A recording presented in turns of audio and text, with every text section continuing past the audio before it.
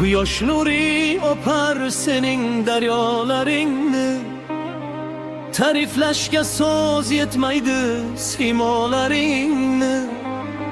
Temur bobom shafkatisan asrlardan sado, sen onamsan, senga bo'lsin bu jonim fido.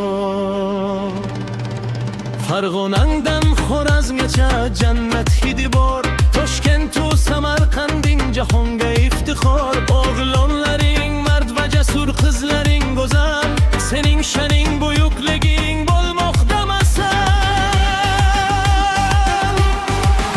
Har bir qarich tuprog'ing oltindan qadrli, bag'ri keng mehmon navoz xalqing sabili.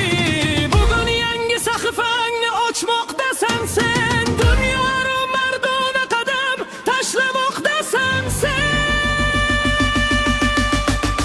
Hey, mening jonajon O'zbekistonim, tomirdagi qaynoq qo'lim, sen gulyor chanim.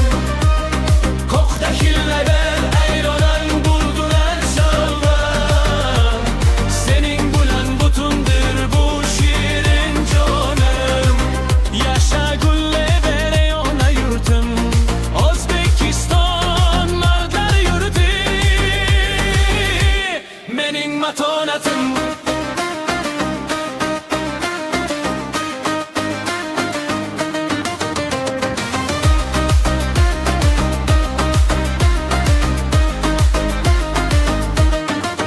Bugun maydonlarda sening noming jaranglar, alabalardan ko'zlarda quvonch chaqnar. Oliming u sportching dunyoni lol etar, sening buyuk kelajaging sari yo'l ketar.